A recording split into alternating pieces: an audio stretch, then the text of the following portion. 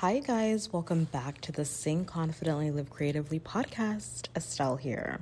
Today, I want to share one tip that is actually a strategy. It is actually a strategy for singers, and I need you to listen up, you guys. Okay. This is a strategy that we need to be implementing way more than I see us implementing it now. I mean, just from like the singers that I talk to and have worked with. And even I see it in myself, like sometimes I forget about this strategy. And so I want to share this with you. And I really, really want you to take it to heart and don't don't put it off when you hear what it is. Really try to take it to heart, hear what I have to say about it, and put it into action, okay? Because I truly, truly believe it will help you, okay? So, what is the strategy? Before I get into it, first of all, hi, my name is Estelle. If you don't know me, I'm a voice teacher, performer, singer, and I have like an online studio, Creatively Performing Arts, through which I offer free resources like this podcast and also a course, online voice lessons, masterclasses, etc. So that's a little bit about me. I also I'm a freelance voice teacher and a music teacher here in North Carolina. So yeah, I just feel like I should introduce myself a little bit because I don't have an official intro anymore, but I want you to know what, if you're new to the show, what you're getting. Okay. And also, if you do listen to the show or have listened to the show before and you've never left a review, I just want to ask you very gently that if you don't mind, I'd love for you to leave a review on Apple Podcast. It just really helps this show get out to more people. My goal for this show, Sing Confidently, Live Creatively, is the same goal that I have for my online studio, Creatively Performing Arts, which is for us to become performers and people who are living creative lives. I just want us to live fully creative lives. And so leaving a review helps the show reach more people who are yearning to live creative lives. And maybe they just don't know where to start. And so I hope that this show is that beginning place for them. Is that space where people can come back to the arts as adults and really jump in and take that first step. And so, yeah, you leaving a review helps me to accomplish that mission. So, yeah. Okay, so what is this strategy that I've been beating around the bush about? This strategy is recording yourself and listening back to yourself, okay? As a singer, if you are not doing this on a consistent basis, I feel like you're not allowing yourself to grow in the way that you could. And I've talked about this before as being like, oh, by the way, this is like a helpful thing that you can do. But I need to uplift it a little bit more. I need to make it a little bit more central as like, this is an essential thing to do.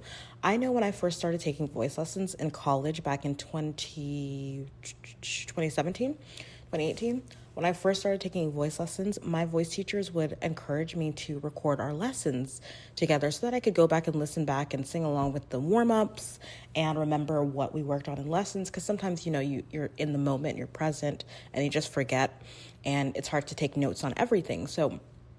And I would do that, and I would listen back, and I would sing along with the warm-ups and all of that stuff. But for some reason, I guess I kind of like forgot how relevant that was to me and how important that was for me.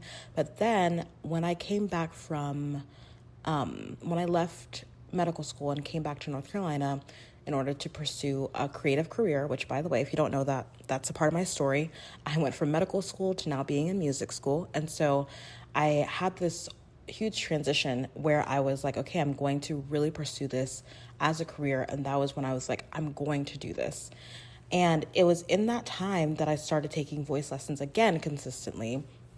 And I would also record myself, and I would create like little TikToks and reels and videos on Instagram and stuff of me singing. And I would watch back and I would listen back. And it was doing that outside of voice lessons that also helped supplement my growth over time. I truly believe that because you have a lesson once a week, and it's great if you record it and you listen back to it. But then even throughout the week or even throughout the months that if you aren't taking lessons, you have this amazing opportunity in your literal hand. If you're listening to this on your iPhone or your smartphone, you have this opportunity, even if you have a laptop, an iPad, you have an opportunity to record yourself watch yourself back, listen to yourself back, and notice the things that you just can't notice in the moment when you are doing the thing, when you are singing. And it was really helpful for me to have TikTok and be able to watch myself back and notice, oh, I didn't even notice that, like, whenever I get to this note, when I sing this song, I tend to pull back a little bit.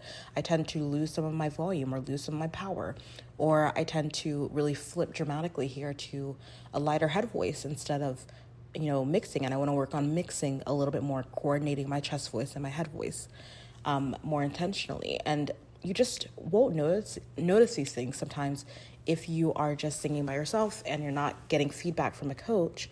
But even if you are getting feedback from the coach, which is great and super helpful and super necessary, it's not you're not hearing it for yourself. You're not noticing those things for yourself. You're getting that feedback from someone else, which is great.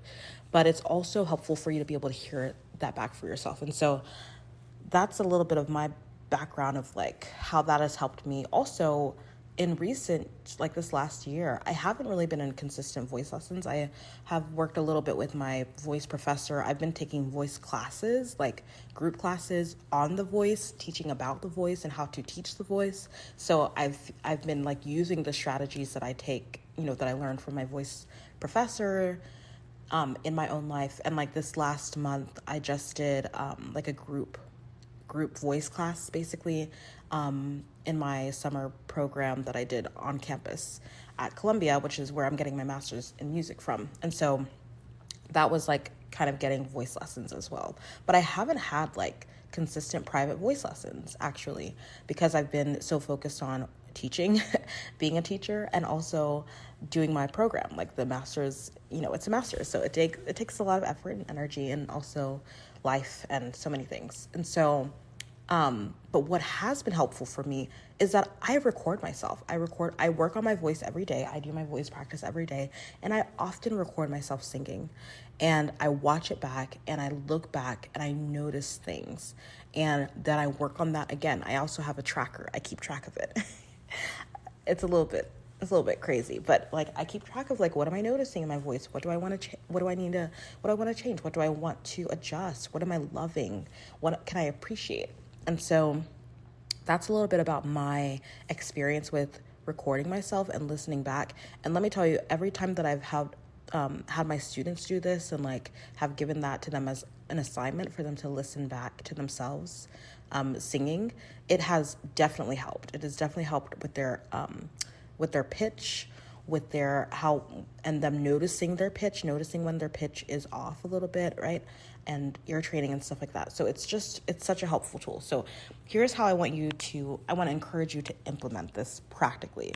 Number one, the first thing that I would say in regards to implementing this strategy of recording yourself and listening back is to, number one, watch yourself. So you can record yourself as like a video recording or an audio recording, but I would encourage you to try both. And if you are doing the video recording, the first thing I want you to do is to watch yourself. And I know that this is hard because we can feel very insecure about our voices, and it's just very vulnerable to sing and then to watch yourself back. It just feels so awkward and uncomfortable. This is why I said don't brush this off when you hear what the strategy is, because it is uncomfortable. I get uncomfortable doing this. Like, I have to make sure that I'm in a comfy spot. I have a nice drink. I'm like trying to relax myself before I watch back, like get in a good mood. And if you got to do that, make sure you do that. Like, get in a good mood, get in a comfy chair, a comfy spot in your house, get a nice drink, cup of coffee, try to be chill as much as you can. But then watch yourself. Watch your performance. And this is aside from listening. So the first thing is to watch yourself. How comfortable are you with your hands? Does your movement look natural? Is your movement more anxious? How are your facial expressions? Do you look bored when you're singing, or do you look engaged, right? Do you look like you are emotionally connected to the song? These are things to watch for when you are watching back your video, and just notice, okay? This is not to condemn. This is not to criticize. I call this kind critiquing, where you are kindly just noticing what is happening and then what are things that you want to adjust, okay? The second thing that you want to focus on when you are recording yourself and you're now watching the video back or listening to the audio back is to listen to yourself. Specifically, ask yourself 2 questions. Number 1, what do you like? When you hear yourself singing, what is one thing that you liked and this is, again, if you're watching the video or if you're listening to the audio recording, notice one thing that you liked. And number 2, notice one thing that you want to adjust.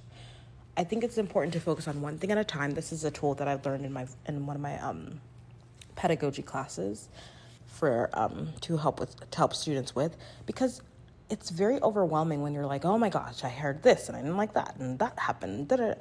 Just focus on one thing at a time, because remember, singing is a skill. It's a motor skill. Technique is helpful and important, but it's in the practice of it. And if you're trying to practice multiple things at a time, it can be very overwhelming. So I want you to focus on one thing that you genuinely liked in your voice. Did you like how you soared on that note? Maybe you did a little crescendo that felt very natural. It felt like it sounded like it really fit that part of the song. Whatever it was, notice what you liked. And then what did you want to adjust? Not what do you hate, but what do you want to adjust? Because if you just say, well, I hated that, then that's kind of like putting a stop to that. And you're just like putting like a period at the end. Versus, what do I want to adjust? Just that turn of phrase, just that different word, it shows you that you can change something, that you can make a change. You can actually you can turn things around. It's not the end, right? You don't just, I just hate it and that's it. No. What do you want to adjust? Because that means that you have autonomy. You can do something about it, and you can. And so I really want you to just focus on those 2 questions when it comes to listening. And that's it. So I want to encourage you this week to work whatever song that you're working on, whatever song you've been loving, whether you're in voice lessons or not. Start singing, start working on a song. You guys know I have plenty of vocal warm-ups you can go back to, do a warm-up, and then sing a little bit and record yourself singing. And then I want you to, number 1, watch yourself. Notice your comfortability, your movements, your facial expressions. Number 2, listen to yourself, your voice specifically, and ask yourself those 2 questions. What did you like, and what do you want to adjust? And then you go from there. Maybe you record yourself doing it again, focusing on that one thing you wanted to adjust in your voice, or something you wanted to do differently in your facial expressions, whatever. But you go from there. But this is where you start. This is a key strategy that we need to be using as singers. I really, really encourage you not to take for granted the fact that we have technology and we can do this.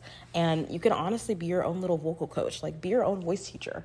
Don't just rely on other people to tell you what you did well or what you want to adjust. Don't just rely on your voice teacher to give you feedback, even though it's so crucial and so helpful to have outside feedback. But you yourself, it's really, really helpful to start to get a little bit more comfortable with listening to yourself. And that's when you start to fall in love with your voice, actually. A byproduct of this that I've noticed in my own life over the last few years, as I've been more intentional about listening to my voice, I hear changes, I hear growth. And I also hear just beautiful aspects of my voice that I wouldn't notice if I didn't have the courage to watch myself back, even though it feels really cringy and awkward and uncomfortable. It really does. I'm so sorry. It does. But when you do it and you do it again and you do it again, you will notice things in your voice, things about yourself that you didn't notice before and that you can appreciate. And you can be like, wow, that's a beautiful thing. God gave me that gift. Like, wow, I'm like, that's amazing. You'll start to notice like, wow, I can't believe I hit that note in that way. It sounded really good there. Oh, I can't believe like I smiled at that, at that point. Like I didn't realize how much I was smiling at. I look really beautiful, whatever it is that you need to notice in your voice, in yourself, you'll start to notice that when you watch yourself back and listen back to your recording. So I really hope this helps. It is a strategy that I use consistently and I encourage my students to use. So I'm giving this to you. Please take it and run with it. Please, please, please do it. And let me know what you think about it. Let me know if it helps you. You guys can connect with me via our community groups at creativelybystelle.com/community. You can also feel free to just reach out to me one-on-one via email or on Instagram at creativelybystelle. So many ways to reach me, but I would love to know what you thought about this episode and if this strategy helped you. Remember, focus on just one song this week, record yourself back, and watch yourself and listen to yourself. Ask yourself those 2 questions. That's your homework. That's your goal for this week. I really hope you do it. Be intentional about doing it and let me know how it goes. Again, come to the community groups, post in there and say, look, this is what I did and this is what I noticed, and I'll be there cheering you on, supporting you every step of the way. You guys know I'm here for you. So again, let me know if you have any questions or if you're not sure about anything, feel free to reach out to me. But again, creativelybyestelle.com/community in order to connect in our community groups. They are free and I'm in there all the time. And then also, if you liked this episode, if this strategy, if this tip helped you and you are going to implement it, please leave a review for the show and let me know what you thought of this episode. It would really, really help. And I want this show to reach even more people. And so you guys leaving reviews helps us all to accomplish that. So thank you so much for being here. Thank you for listening. I cannot say thank you enough.